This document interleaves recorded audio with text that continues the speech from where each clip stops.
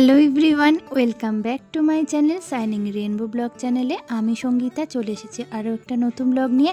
আমার নতুন ব্লগে তোমাদেরকে স্বাগত জানাই। তো আশা করি তোমরা খুব ভালো আছো, সুস্থ আছো, আমিও খুব ভালো আছি।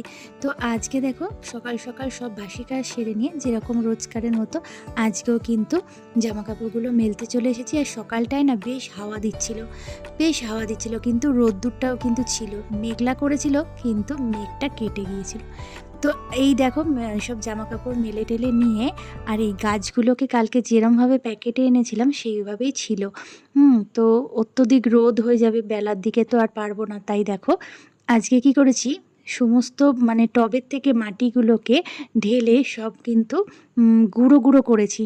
কেননা আজ তাও ধরতে গেলে এক বছর এইভাবেই মানে মাটিগুলো ছিল টবের মধ্যে। আর সেই টবে তো বসানো যায় না, টবের মাটিগুলোকে নামিয়ে একদম গুঁড়ো গুঁড়ো করে ভালো করে বাতাস লাগিয়ে তারপরে আবার টবের মধ্যে দিয়ে গাছগুলো লাগাবো বলে ব্যবস্থা করছি। তো এই করতে করতে কিন্তু বন্ধুরা আজকে আমার অনেকটা বেলা হয়ে গেছে, যেহেতু সকাল থেকে বসেছি। আর এতগুলো টবের মাটি মানে মেরামত করা আর কি, সব ঢেলে ভালো করে গুঁড়ো করে হাওয়া খাইয়ে আলো বাতাস খাইয়ে পোকামাকড় যা ছিল বাছাই করে তো আবার মানে ফ্রেশভাবে টবগুলোতে গাছগুলো লাগাবো। তো সেইভাবে করতে গিয়ে অনেকটা বেলা হয়ে গেছে। তো 12টা বাজে, তখনও কিন্তু রান্না বসেনি। আর মাটির কাজ করে আর তখন কি স্নান না করে হয়, মাথা ঘষে স্নান করে তারপরে কিন্তু আমি রান্নার দিকে যাব এই ভেবেছি। তো আজকে সেই মতন রান্নাবান্নার কোনো ব্যবস্থাই করতে পারি না, মাটির কাজ করতে করতেই আজকে আমার সারাটা দিন কেটে গেল। তো কি করে যাবে, গাছগুলো লাগানোর পর কিন্তু মনটা খুব ভালো লাগছিল। খুব ভালো লাগে, দেখবে তোমরা যারা মানে গাছ লাগাও তারা নিশ্চয়ই জানবে। এখন ভাবছিলাম কি করব। তো আমার বর বাড়ি এসেছে, বাড়ি এসে বলল কি, তুমি তাহলে এক কাজ করো, ভাত আর ডালটা যখন হয়ে গেছে তখন ডিম বসিয়ে দাও, আজকে আর তেমন কিছু করতে হবে না, ডিমের ঝাল করো হয়ে যাবে। তো আলু দিয়ে করব ভেবেছিলাম, তো বললো যে না আলুও দিতে হবে না, এমনি পেঁয়াজ দিয়ে কারি করো, বেশ ভালো লাগে, সবাই বেশ ভালো খায় জানো তো ওটা করলে। তো সেই মতনই কাজ করলাম, আর কি করা যাবে। আজ কিন্তু মাটির কাজ করতে গিয়ে না কি হলো, শেষ পর্যন্ত সবাইকে কিন্তু এই শুধু ডিম দিয়েই ভাত খেতে হলো। তো যাই হোক, একটা মানে গাছ লাগালে কিন্তু মনটা ভালো লাগে, কিন্তু কি বলো তো অনেকটা সময় যায় ওর পেছনে। আবার যখন সারটারও দিতে হয় না, তখন কিন্তু আরও সময় যায়। তো ভালো কিছু পেতে গেলে তো কষ্ট করতেই হয়, তাই না বলো? তো যখন ফুলগুলো ফুটবে তখন তো মনটা আরও ভালো লাগবে, তাই না বলো তো? তো যাই হোক, আবার আনবো, আরও কিছু গাছ আনবো। মাটিটা যখন চালছিলাম, গাছগুলো লাগাচ্ছিলাম, তখন ভাবছিলাম আরও কিছু গাছ আনবো। কয়েক বছর আগে কিন্তু যখন মেয়ে ছোট ছিল তখন কিন্তু আমি অনেক গাছ লাগিয়েছি। আর ভালো লাগে, ভীষণ ভালো লাগে, কিন্তু এর জন্য সময় লাগে, সব কিছু সময় সাপেক্ষ, তাই না? তো চলো, এই যে দেখো ডিমটা হয়ে গেছে, আর এদিকে মাথা টাথা ঘষে এসেছিলাম, ঘষে এসে কিন্তু রান্না বসিয়েছিলাম। তো ওই কারণে চুলটাকেও একটুখানি শুকিয়ে নিয়ে আঁচড়ে নিলাম। আর কি করে যাবে, সব কাজই তো তাড়াহুড়ো করে করতে হবে, এদিকে খাওয়া দাওয়ার পালাটাও তাড়াতাড়ি করে সারতে হবে। কেননা মেয়েকে না খাওয়ালে তো আবার নিজেরাও খেতে পারবো না। তোমরা তো জানোই আমার মেয়ের কতটা দেরি হয় খেতে, রোজ ভিডিওতে আমি সেটাই বলি আর কি, কেননা অনেকটাই সময় লাগে। তো চলো বন্ধুরা, একটা কথাই বলার বন্ধুরা, একটুখানি আমার ভিডিওগুলো একটু দেখো। সবাই সবার ভিডিও কিন্তু সামনে আসলে কিন্তু একটু না দেখলে, সবাইকে সহযোগিতা না করলে কি কেউ এগিয়ে যেতে পারবে বলো? পারবে না। তাই বলি, সবাইকেই বলি যে একটুখানি ভিডিওগুলো দেখবে, পুরো ভিডিওটা দেখে একটু কমেন্ট করো, ভালো লাগলে পাশে থেকো।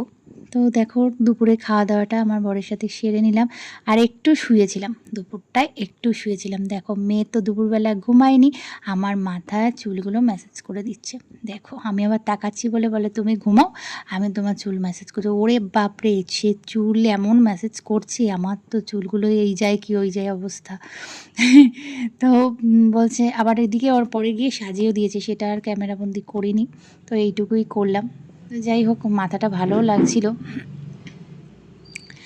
তো চলো, দুপুরটা তো এই করে কাটলো। ও না ঘুমালে আমি ভালো করে ঘুমোতে পারি না, ঘুম আসে প্রচণ্ড, কিন্তু ঘুমোতে পারি না।